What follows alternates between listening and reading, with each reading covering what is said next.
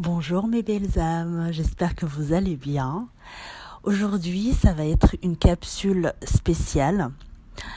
Une capsule qui ne sera pas énergétique, mais plutôt dédiée au parcours sacré. C'est ma première capsule et je vous ai promis de faire une vidéo à ce sujet. Et pour cela, je vais vous parler de mon expérience personnelle. Je vais vous parler en fait de ce qui m'est arrivé dernièrement, justement, en ce qui concerne, je précise bien, le parcours sacré. Pourquoi ? Parce que je vous avoue qu'aujourd'hui, je ne suis plus sûre du fait que je sois sur un parcours de flamme jumelle, alors que j'étais persuadée de l'être depuis plus de 4 ans. J'ai rencontré une personne qui m'a mis ce doute. Ce doute, il est toujours dans la tête. Et je vais vous expliquer pourquoi. Je vais vous parler en fait, pour cela, je vais vous parler en fait des différentes étapes du parcours. Et pour des raisons de confidentialité et par respect pour mes deux autres, entre guillemets, je vais changer leur prénom. Alors, on va d'abord commencer par l'étape de la rencontre. La rencontre avec Théo, elle a eu lieu à un moment en fait astrologique. Vous savez que j'aime l'astrologie. Un moment astrologique primordial. C'était lors de la nouvelle lune en Balance. Je l'ai rencontré en fait sur une application de rencontre sur Tinder, 3 mois après ma séparation avec mon ex-mari, le papa de mes enfants. Je l'ai rencontré physiquement, je crois, 10 jours après. Il était en retard. C'était pas du tout mon type d'homme. J'étais stressée. Je me rappelle m'avoir dit, mais mon Dieu, qu'est-ce que je fous ici ? Très sûr de lui, moi ce que je dis tout le temps, je ne sais pas si vous connaissez Gad Elmaleh, le sketch de Gad Elmaleh, Brian, le parfait comme ça, et ben c'est ça, c'était ça. Et je me dis, mais qu'est-ce que je fous ici ? Et en même temps, le jour de la rencontre, il y avait cette sensation d'attraction, vraiment attraction et répulsion à la fois. Vraiment, il y avait les deux à la fois, j'étais intriguée, j'étais à la fois attirée et répulsée, et voilà. Et donc, c'était trop drôle comme sensation, vu que, en fait, comme je vous l'ai expliqué dans une ancienne capsule, moi, je suis à la base très terre-à-terre, scientifique. Donc voilà, enfin, le monde énergétique, je baignais pas du tout encore dedans. Et d'ailleurs, c'est cette rencontre-là qui m'a fait baigner dans ce monde énergétique. Je vous en parlerai un peu plus tard. Donc voilà au niveau des ressentis. Et puis au niveau d'obstacles, il n'y avait pas d'obstacle en particulier. Aucun obstacle. Alors maintenant, je vais vous parler de ma rencontre avec Raphaël. Raphaël, je l'ai rencontré 1 semaine après la nouvelle lune en Scorpion et 1 semaine après la pleine lune en Gémeaux. Je l'ai rencontré en fait quelques semaines après avoir fini le protocole de libération karmique du lien avec Théo.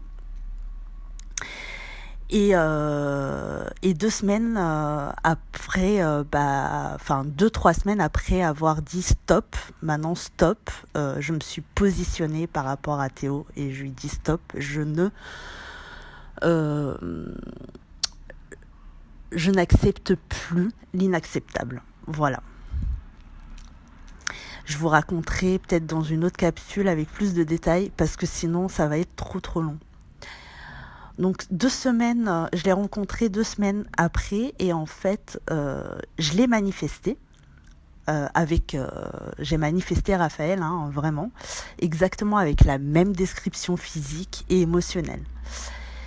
Et je l'ai rencontré, par contre, par hasard dans la rue.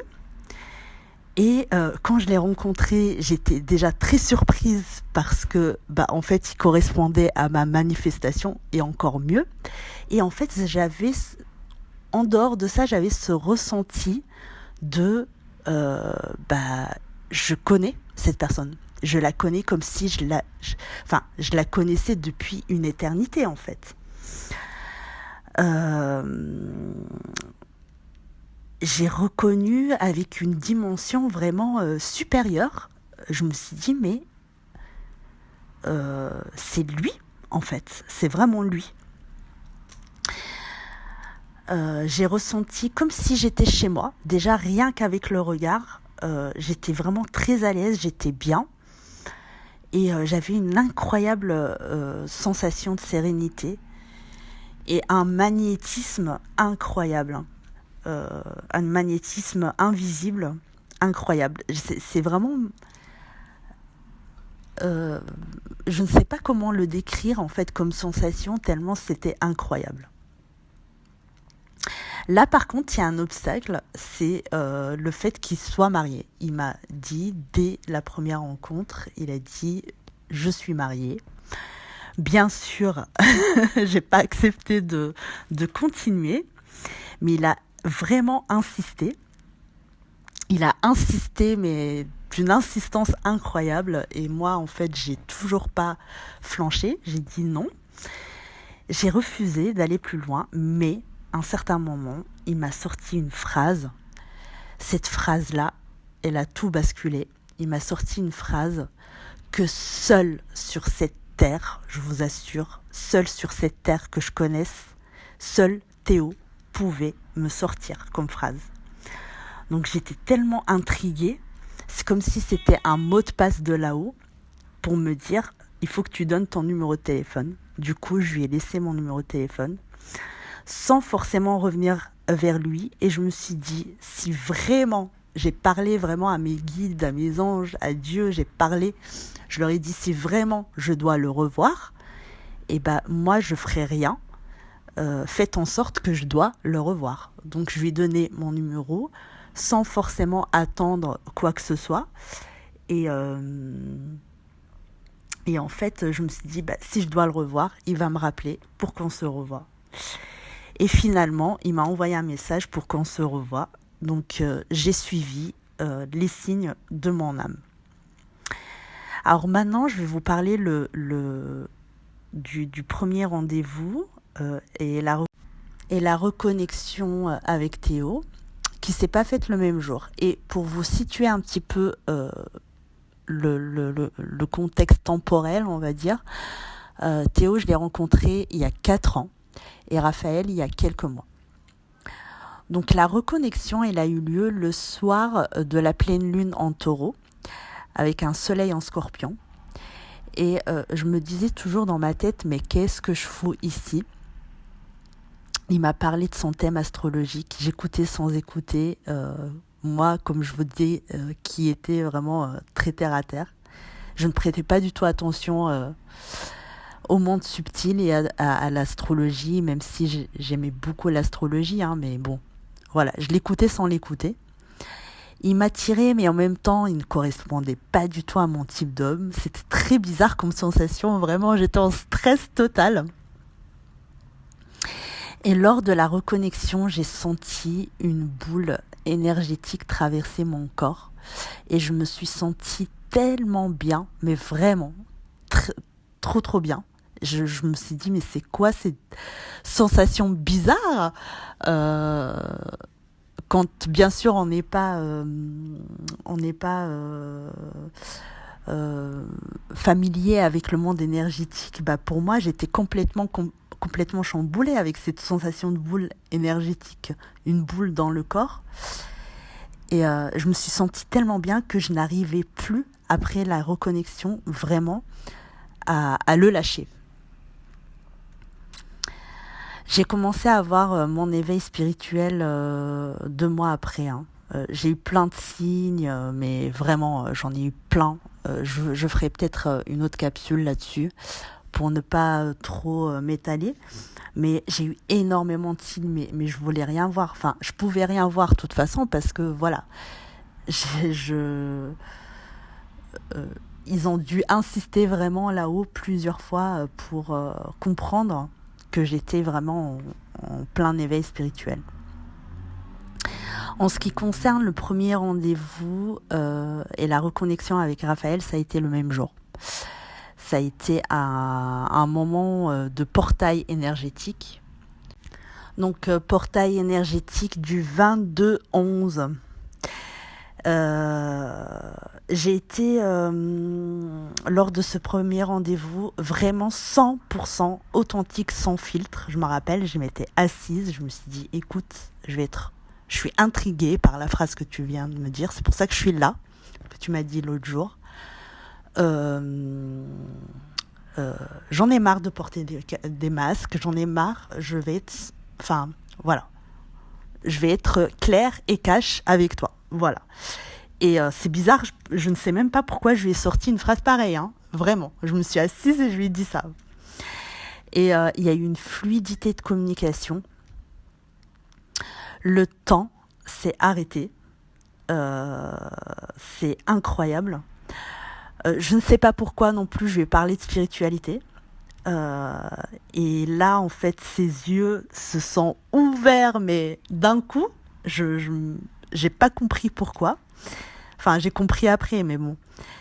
Et pour le temps qui s'arrête, lui, il a eu la même sensation. Je cite ce qu'il m'a dit. Il m'a dit « Le temps passe super vite avec toi ». Et en fait, ce jour-là, il m'a parlé d'éveil spirituel et de fusion. Et c'est là que, en fait, j'ai commencé à avoir le doute. Parce que je me suis dit, normalement, c'est Théo qui devait me parler d'éveil spirituel et de fusion. Pourquoi c'est lui qui me sort ça? Et pourquoi c'est Raphaël, en fait, qui me sort cette phrase? Et je lui ai posé la question. Et il m'a dit que la fusion, pour lui, c'était le mélange des deux mondes, du monde céleste, du monde terrestre, une phrase de ce genre-là. Je suis restée scotchée, vraiment. Et en sa présence, plus je suis avec lui, plus vraiment le temps s'arrête et je me sentais flotter de plus en plus à son contact. Cette sensation de légèreté. Et d'ailleurs, en fait, je lui ai dit, il faut que j'atterrisse. Il faut absolument que je te quitte parce qu'il faut que j'atterrisse. Et lui, il voulait pas me lâcher, mais moi, il fallait que je le lâche parce que j'avais vraiment cette sensation de flotter de plus en plus dans l'air. Et il y avait une difficulté de s'extirper de cette attraction magnétique qui était vraiment de plus en plus intense. Surtout de son côté. Alors, je vous délivre ce qu'il m'a écrit ce jour-là, après cette rencontre et cette reconnexion. Quel moment incroyable, c'était magique. Quelle belle rencontre, j'ai l'impression que tu m'es très familière et je me sens que Dieu va m'apprendre énormément par toi. Voilà. Voilà une phrase incroyable. Et ensuite, ce qui s'est passé, c'est que le lendemain, il y a eu une sorte de fusion. Je ne sais pas si on peut parler de fusion, puisque c'est lui qui m'en a parlé. Et je l'ai ressenti d'ailleurs. D'abord, il y a eu une fusion énergétique. J'ai ressenti vraiment ces corps énergétiques rentrer dans mon corps. C'était incroyable, c'est la première fois de ma vie que je ressens quelque chose pareil. Et ensuite, il y a eu la fusion des corps physiques. Et là, vraiment, avant la fusion, ce qui s'est passé, la fusion physique, il m'a dit qu'il fallait finir cette fusion. Il m'a dit, j'en suis convaincue, ne laisse pas ces énergies qui sont en nous. Je ressens un tourbillon en moi. Et en fait, j'ai vraiment ressenti cette fusion corps, esprit, âme et une dimension divine. J'ai vraiment vu l'amour divin, vraiment, à travers lui.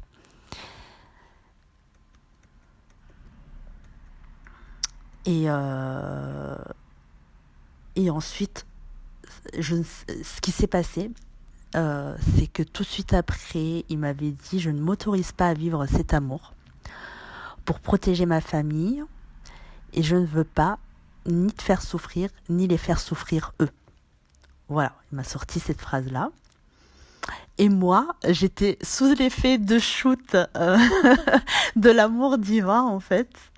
Et je lui ai dit, ne t'inquiète pas du tout, tout va bien se passer, j'ai confiance en la vie, j'ai confiance. Alors, maintenant, je vais vous parler de la phase de lune de miel avec Théo. Elle a duré 6 mois. Avec des phases de distanciation, j'ai ressenti tout au fond de moi qu'il était différent et bienveillant, malgré son comportement inhabituel pour moi. Il s'est toujours intéressé à moi avec une écoute bienveillante, jusqu'à aujourd'hui d'ailleurs. Mais ne se délivre pas avec cette carapace que je voulais détruire, que j'en pouvais plus. Et il se délivre de plus en plus aujourd'hui, mais la distance est toujours là. Il se livre surtout lorsque on se voit. Et il y a eu une séparation durant 1 an et demi avec une tierce qu'il a rencontrée rapidement. D'ailleurs, il a eu un enfant avec, c'était hyper rapide.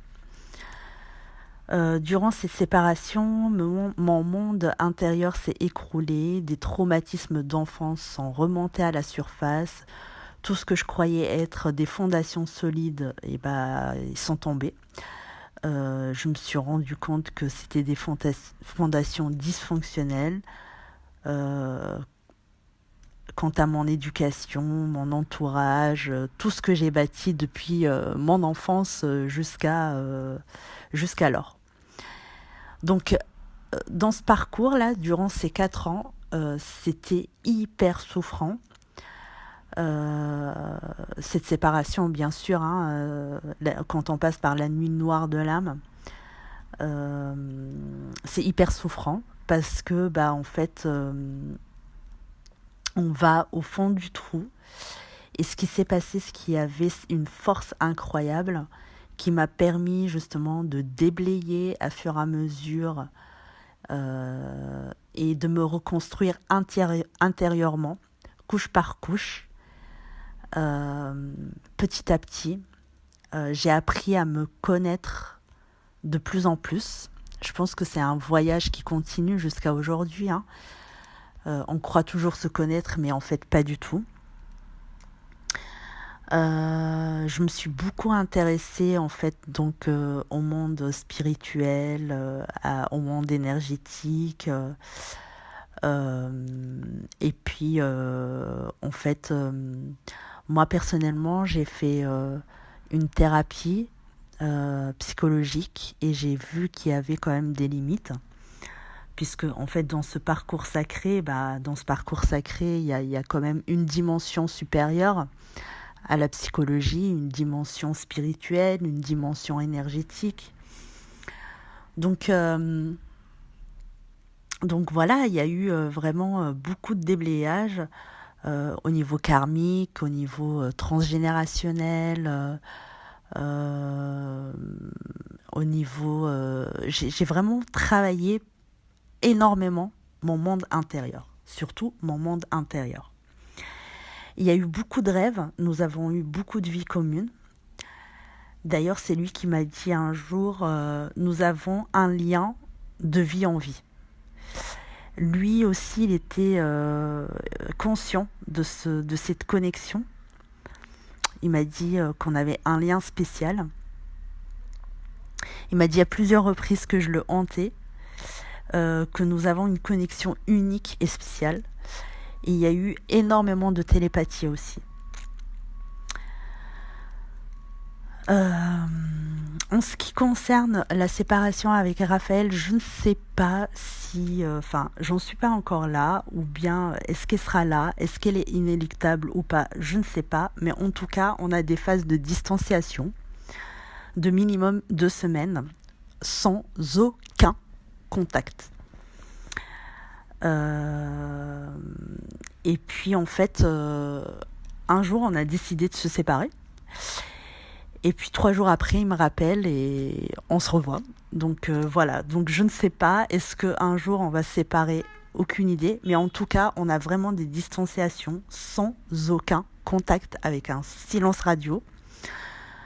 Il m'a expliqué explicitement que en fait, nous pouvions pas rester, nous pouvons pas avoir une communication, hein. Que pour lui c'était difficile, c'est hyper difficile pour lui de s'attacher. Il l'a dit clairement, en fait, c'est ça ce qui est vraiment génial avec Raphaël, c'est que on se dit tout est honnête, tout est limpide, on se dit tout. Et alors qu'avec Théo, on était constamment en communication jusqu'à aujourd'hui, mais on pouvait pas rester sans communication. Je crois que le maximum où on est resté sans communication, parce que je l'ai bloqué bien sûr plusieurs fois, c'était 1 mois. Mais ça, c'est vraiment le maximum de chez maximum. Et en fait, ce qui se passe, c'est qu'avec Théo, la communication, avec ses silences, c'est toujours dans le subtil.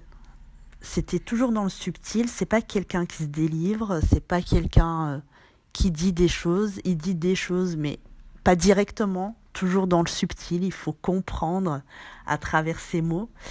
Et moi qui suis vraiment scientifique, terre à terre, j'ai toujours dit A, c'est A, B, c'est B. Lire entre les lignes, c'est pas moi. Et ben, je vous assure qu'avec ce parcours, je sais maintenant lire entre les lignes. Le subtil, la communication par message en virtuel. Alors qu'avec Raphaël, certes, il n'y a pas de communication lors des distanciations, mais lorsque nous nous voyons, la communication est vraiment intense, fluide et 100% authentique. Donc ce que j'aime, c'est vraiment cette fluidité de communication avec Raphaël que j'ai jamais eu avec Théo. Vraiment, même en présentiel, j'ai jamais eu cette fluidité de communication, cette authenticité. J'aime aussi son intelligence spirituelle. Il faut savoir que Théo, il est pas du tout là-dedans. En fait, j'ai discuté avec Théo, je lui ai demandé, je lui ai dit, écoute, parce qu'il s'intéresse beaucoup au monde de la finance, à l'argent, au matériel, je lui ai dit, à partir de quand tu as commencé à t'intéresser à tout ça? Il m'a dit, il y a 4 ans. Vous voyez, au même moment où moi, j'ai commencé à avoir mon éveil spirituel, lui, il a commencé à s'intéresser au monde matériel. Et en fait, bien sûr, il écoute, il est intéressé par ce que je dis, parce que ça fait partie de moi, hein, Théo. La spiritualité, il trouve ça fascinant à chaque fois que je lui raconte des choses. Mais il n'est pas forcément en quête de spiritualité. C'est pas forcément le cas pour Raphaël. Raphaël, c'est vraiment...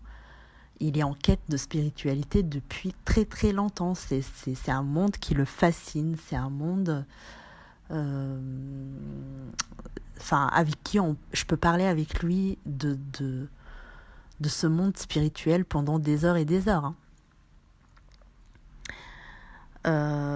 J'ai l'impression, en fait, j'aime cette communication justement et sa connaissance en spiritualité. Il a une connaissance incroyable, une intelligence incroyable, Raphaël.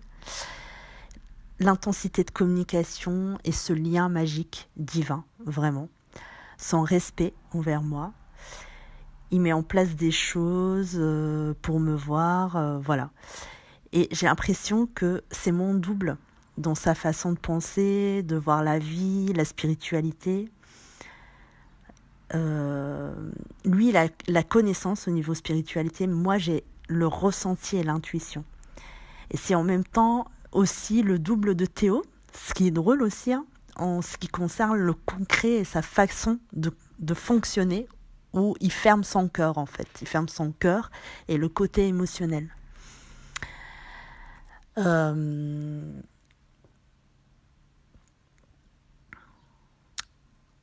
Donc voilà, une communication concrète avec des émotions et des sentiments, et non fictive, comme je peux l'avoir avec Théo en SMS ou en subtil,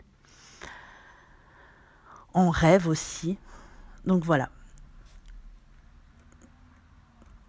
J'ai eu aussi des rêves avec Raphaël, 2 rêves.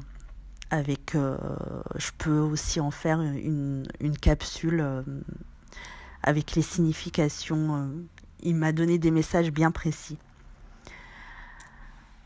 Alors, ce qui est drôle, c'est que Théo a une sœur jumelle et Raphaël a un frère jumeau. Et c'est drôle parce que je pense que je vais en faire une capsule aussi. C'est grâce à ce phénomène de gémellité, j'ai compris que j'avais un jumeau perdu. Un vrai frère jumeau perdu dans le ventre de ma mère. Donc je pense que je ferai une capsule dédiée sur le syndrome du jumeau perdu. Théo, en fait, il m'a emmené vers une certaine complétude, enfin, si on veut parler de complétude, hein, un certain niveau de conscience. Je pense que on parle beaucoup de complétude, j'ouvre une parenthèse. Est-ce qu'on l'atteint vraiment ? Je pense qu'on ne l'atteint pas vraiment. Hein. On l'atteint pas vraiment. On atteint un équilibre intérieur sur lequel il faut travailler tout le temps pour garder cet équilibre-là. Mais je pense qu'on y travaille toute notre vie. Moi, personnellement, quand on parle, oui, on atteint une certaine complétude, après, c'est au runner de travailler et tout. Déjà, ces notions runner, chaser, j'aime pas du tout. Personnellement, j'aime beaucoup en fait ce que dit Mélanie de la chaîne Cœur Conscience. J'adore en fait son approche où elle dit C pour conscientisateur et R comme révélateur. Donc voilà, je ferme la parenthèse et donc mon parcours avec Théo m'a permis de déblayer vraiment beaucoup de choses comme je l'ai dit précédemment.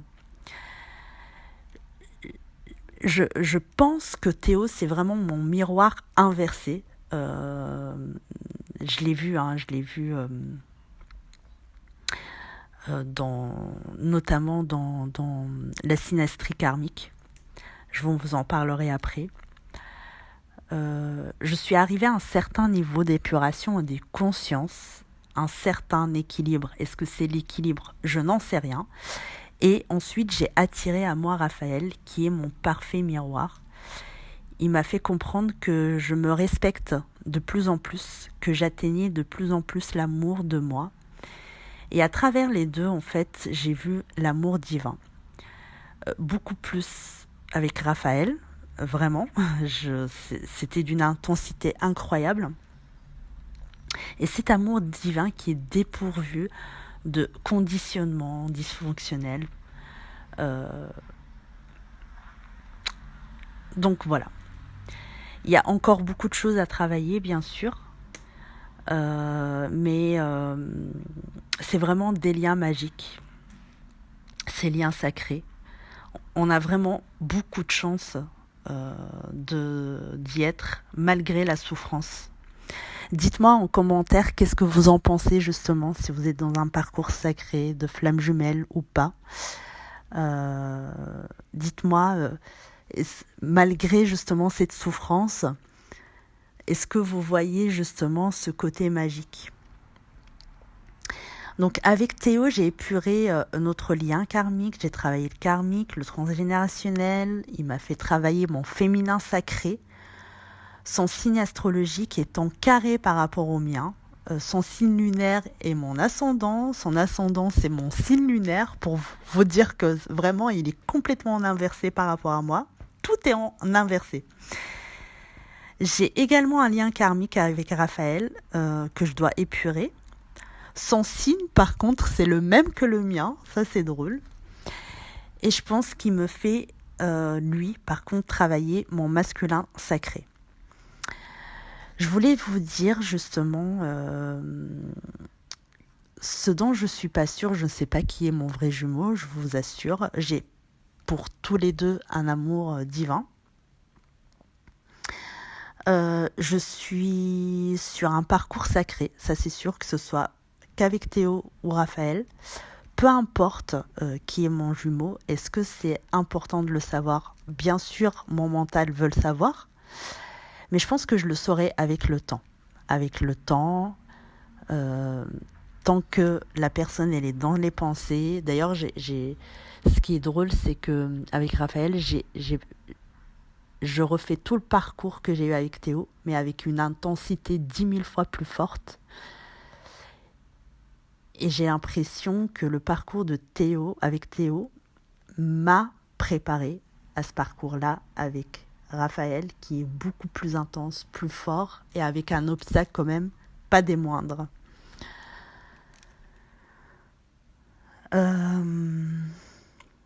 Donc peu importe, comme je disais, les deux sont des révélateurs de moi-même. Et en fait, c'est ça, c'est pour ça que je voulais vous faire cette capsule.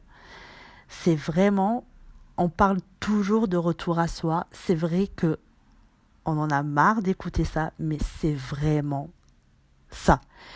On a de la chance d'être dans ces parcours-là, justement, pour revenir à soi et mettre le doigt sur ce qui ne va pas, entre guillemets. C'est pas ce qui ne va pas, ce qui est dysfonctionnel pour nous, ce qui nous empêche d'être heureux. C'est dans ce sens-là, en fait. C'est des points qui sont chez nous, qu'on manifeste à l'extérieur, qui nous empêchent d'être heureux. Et c'est ça le point, en fait. Et on a de la chance d'être dans ces parcours sacrés, d'avoir des révélateurs, des miroirs. Donc je disais des miroirs puissance 10 000 pour justement, je ne sais pas quel est le bon terme, mais refléter ce qui est dysfonctionnel chez nous pour qu'on puisse justement le libérer, le transmuter. Voilà. Et on a vraiment beaucoup de chance d'être dans ces parcours-là. Et en fait, pour moi, le plus important, justement, c'est le retour à soi. Et je vous invite à vous poser la question, qui je suis réellement? Qui je suis? Pour ceux et celles qui connaissent justement la loi d'attraction, c'est on manifeste qui nous sommes. Et ils sont là justement pour nous montrer qui nous sommes. Et nous révéler à nous-mêmes, nous montrer qui nous sommes réellement. Donc à chaque fois qu'il y a une souffrance, que votre jumeau, que votre révélateur vous montre justement une souffrance en particulier qui fait mal, qu'est-ce que ça fait chez vous? Posez-vous la question. Pourquoi ça me fait mal? Qui je suis réellement? Pourquoi j'ai manifesté cette souffrance? Et je vous donne un exercice qui est vraiment génial, qui vous permet justement d'aller en profondeur. C'est à chaque fois vous poser la question de pourquoi. Pourquoi cette situation me fait souffrir? Vous répondez vraiment d'une manière intuitive, ne vous posez pas du tout la question. Vous écrivez la réponse. Ensuite, par rapport à cette réponse, pourquoi? Et vous répondez et vous faites 5 fois pourquoi jusqu'à ce que vous ayez vraiment la vraie réponse à votre question. En enlevant le mental, bien sûr. Donc, je répète encore une fois, cette autre personne, ce jumeau, vous révèle à vous-même, d'une manière inconsciente. Il appuie chirurgicalement là où ça fait mal, mais par amour divin en fait. Il le fait par amour pour vous montrer vos mémoires dysfonctionnelles à libérer.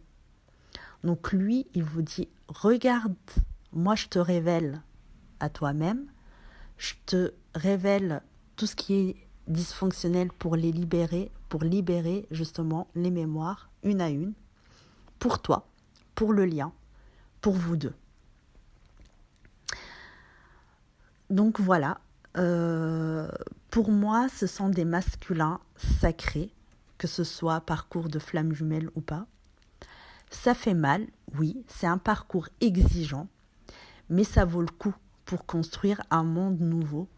On est là pour construire un nouveau monde avec des relations saines pour nous-mêmes et pour les autres. Posez-vous la question, qu'est-ce que je veux réellement ?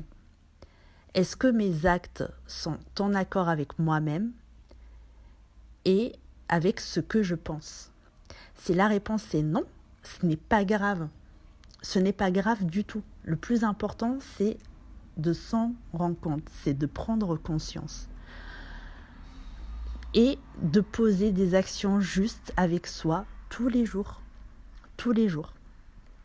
petit à petit, pour nous aligner à chaque fois avec nous-mêmes. Que ce soit en accord avec ce que vous proposent vos jumeaux ou pas. Hein. Vraiment, parce que le but ultime, c'est quand même de se positionner et d'agir selon ce qui est juste pour nous. C'est ça le plus important. Et de toute façon, si c'est un lien qui doit aboutir, il reviendra. Ne vous inquiétez pas. Il reviendra quand même. Je voulais vous conseiller également de sortir de ce concept parcours flamme jumelle, si cela vous enferme, bien sûr. Si ça vous enferme, sortez de ce concept. Si cela ne vous enferme pas et ça vous apporte des conscientisations, bien sûr, restez dedans. Mais c'est juste un conseil de ne pas vous enfermer, tout simplement. Et toujours élargir votre conscience. Prenez toujours ce qui résonne avec vous. Ayez votre propre discernement. Chaque parcours sacré est unique. Et ce qui est demandé, justement, à mon sens, dites-le moi en commentaire si vous êtes d'accord avec moi, c'est de se fier à ses ressentis. On est dans ce parcours pour se fier à ses ressentis. Faites confiance à vos ressentis. Ils ne mentent jamais. Et plus vous écoutez ces ressentis, plus vous vous écoutez, plus vous fiez à ces ressentis, plus vous développez la confiance en vous et l'alignement intérieur et la confiance en l'univers. Et je vous assure, l'univers vous répond en conséquence. Donc, c'est ce que m'a appris vraiment mon parcours avec Théo. C'est faire confiance en mes ressentis, ne plus écouter les autres et penser à moi avant de penser aux autres. Parce que, en fait, c'est ce que lui, il fait. Vraiment, Théo, c'est ce qu'il fait, lui. Il pense à lui avant de penser aux autres, avant de penser à moi. Et ça, c'est une leçon magnifique. Ce n'est pas égoïste moi, dans mon ancien prisme. Je me dis que c'était égoïste, mais pas du tout. C'est sain pour soi. Se donner de l'amour avant tout, avant de donner aux autres, c'est très important parce que sinon, cela s'appelle le sacrifice. Et vous, qu'est-ce que votre parcours vous a appris jusqu'à aujourd'hui ? Dites-le moi en commentaire, je serai ravie d'échanger avec vous. Et en attendant, je vous souhaite une super belle journée ou une super belle soirée. Et je vous dis à très vite.